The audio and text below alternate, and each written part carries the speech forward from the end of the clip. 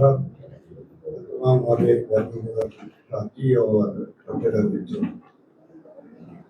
जैसा भी मायावी जूनियर ने आपको बहुत विस्तार से सब बात बताई, जादू कला की क्या पृष्ठभूमि रही है, क्या इसके सामने चुनौती आती रही है और किस प्रकार से यह आज भी है परेशानियों के बावजूद भी ये आज भी देश के अंदर अपना स्थान रखती है। जादूगर देश भर में छाए हुए हैं, बिल्कुल बुराई नहीं, और हमारे कई जादूगरों ने बहुत नाम रोशन किया देश का भी। जो पिछली सरकार थी उनका नाम तो अमर हो गया है जादू कला में, जिन्होंने अमेरिका के अंदर भी अपना जिंदा गाड़ा था।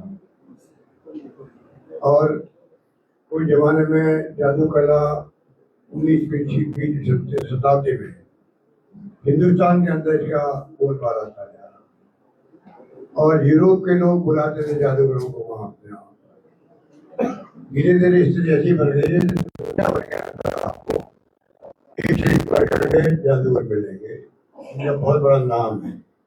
आप इंग्लैंड जाएंगे, अमेरिका जाएंगे, वहाँ शो होते रहते हैं हॉल के अंदर, और ऐसे जैसे होता है कि कोई सोच नहीं सकता है। कई संस्थाएं बनी हुई है, बल्कि विश्वविद्यालय बने हुए हैं। मैंने अभी यही किया तो लंदन के अंदर 2-3 विश्वविद्यालय होंगे, कॉलेज बनी हुई है, इंडियन मेडिकल सर्कल बना हुआ है, पुरानी संस्था है जो मैं बचपन में देखता था। तो कहने का मतलब कि जादू कला दुनिया भर के अंदर छाई हुई है, अलग अलग कला, जिसका अभी जूनियर मायावी ने बहुत अच्छे ने देखा। आपको पूरे परिवार के साथ में बैठ के आप आराम से देख सकते हो। इस प्रकार की है महान कला है जिसका सम्मान सभी सरकारों को करना चाहिए। मैंने मेरे वक्त में प्रयास किया कि कैसे इनका टैक्स माफ, टैक्स की बड़ी समस्या रहती है। जितना शो होता बड़ा मैजिशियन का, हमें लगता है पता नहीं कितने इनकी आमदनी होती होगी, वो स्थिति होती नहीं लगता है, क्योंकि शो इतना अच्छा होता है और जादूगर अपने पहनावे के माध्यम से, कला के माध्यम से और एक्टिंग के माध्यम से भी इस प्रकार कला का प्रदर्शन करते हैं, तो लगता है ये हॉल भरा हुआ, पता नहीं इनकम की कोई कमी नहीं होगी, जबकि ऐसी बात होती नहीं है। वो बड़े बड़े उनके जादू शो में सामान भी ट्रकों होते, 2-3-4 ट्रक होती है, बड़ा जादूगर है, ट्रांसपोर्ट करते हैं। कई बार वहाँ की प्रॉब्लम होती है, जिला प्रशासन टैक्स की मार तो बड़ी होती है। उसके अलावा भी कई बार पढ़ाई आ गई, मान लीजिए तो सामान से ट्रांसपोर्ट हुआ है, फिर 20-30 लोग स्टाफ रखते वो लोग, और जब शो नहीं होता तो स्टाफ कहाँ रखो उसको। जिन्हें आप लोगों की 30 पत्रकारों की जब चाहे निकाल देते मालिक लोग पत्रकारों को। अभी 150 लोग निकाल दिया, आज तक 150 लोगों निकाल दिया। अब कल्पना करो 150 लोग पत्रकार घर बैठ गए, क्या बीती होगी। ये लोग ऐसे हैं जो चाहे इनकम कम हो तब भी किसी को निकालते नहीं, अपने स्टाफ को रखते हैं, टेम्परेरी भेज देते होंगे और उनका यूज करते हैं। इस प्रकार से ये एक प्रकार से कला को जिंदा रखे हुए हैं। ये बात मैं बता रहा हूँ, कला को जिंदा रखना बहुत बड़ी बात होती है, जो ये रखे हुए हैं।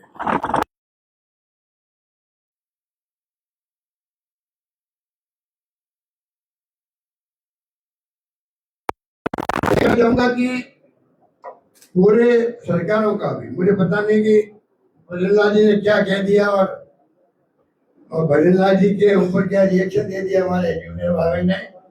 हमें चिंता करने की बात नहीं है। अगर मुख्यमंत्री चाहेंगे तो हम लोग मुख्यमंत्री निवास पर मैरिज शो कर देंगे,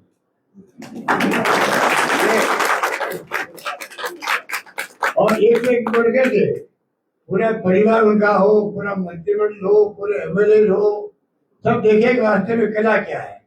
उसके बाद में अगर मुख्यमंत्री चाहे तो जो जीएसटी की प्रॉब्लम आ रही है सामने, बहुत बड़ी प्रॉब्लम जीएसटी की, हम भी भारत सरकार को लिख रहे हैं, मैं भी लिख रहा हूँ, मुख्यमंत्री को मैं लिख रहा हूँ। तो मैं चाहूंगा कि ये जो है मुख्यमंत्री रिकमेंड करे केंद्र सरकार को, प्रधानमंत्री को, वित्त मंत्री को, कि जादू कला को जीएसटी से मुक्त किया जाए। ये हमारी मांग है। कहने का मतलब है कि ये जो बात है तो कम है, पर मैंने तय किया कि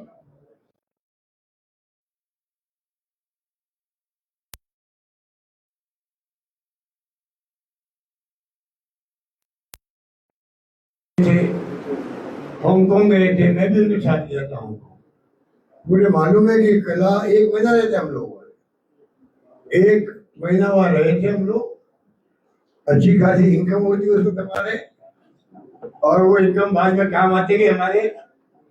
तो वो सब हमने देखे हैं। वर्ल्ड सरप्राइज नाम क्या था? World surprise show. World surprise show और दुनिया में आखिर करेगा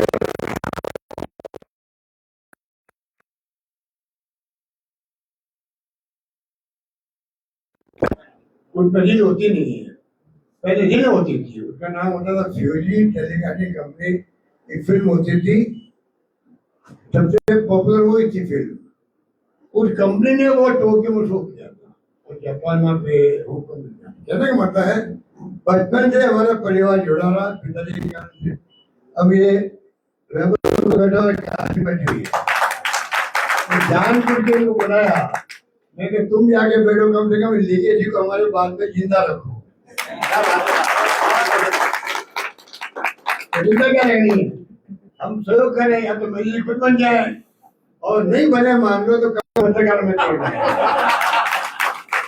तो पर कम से कम इस कला को जिंदा रखने का हमारा फर्ज बनता है, हमारी लीगेसी है पिताजी की। उसको हम आगे बढ़ाएंगे, कोई कमी रखेंगे नहीं। आज के बाद में जब ये समझ हो रहा है बहुत बड़ा, तो हमारा कमिटमेंट बढ़ जाएगा कि हम किस प्रकार से और ज्यादा कमिटमेंट के साथ में किस प्रकार कला को हिंदुस्तान के अंदर ये कमजोर हो रही है, तो कोई हो रहा नहीं। दुनिया में आपको आश्चर्य होगा, हमें भी आश्चर्य होता है, क्योंकि वहाँ टेक्नोलॉजी बहुत ज्यादा होती है। तो मैजिक के होते हैं वो टेक्नोलॉजी आधारित भी होते हैं। कहाँ पहुंच गए वो लोग हम नहीं पहुंच पाए।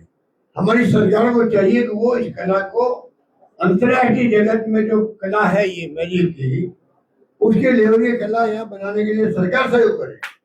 सरकार सहयोग करे, जब आप स्कीम में चलाते हो, सब्सिडी देते हो, आप मैजिशियन को, मैजिशियन सब अमीर नहीं होते हैं, उनको आप कोई ऐसा प्रोत्साहन दें कि उसके कारण से वो और आगे बढ़ सके, कला को आगे मजबूत कर सके। और कोई जिलों में या प्रदेशों में कोई चाहे मैजिक की एकेडमी बनाए, जैसा अभी जूनियर महावीर जी ने कहा, हम चाहेंगे जोधपुर में एकेडमी बने। एकेडमी बनने का इन्होंने मकसद बता दिया। आज मैजिशियन का जब एक आदमी अभी पी के लाल साहब थे गुजरात के अंदर, बहुत बड़े मैजिशियन थे, उनकी डेथ हो गई, और जो सामान थे करोड़ों रुपए का, अब सामान में क्या करो आप?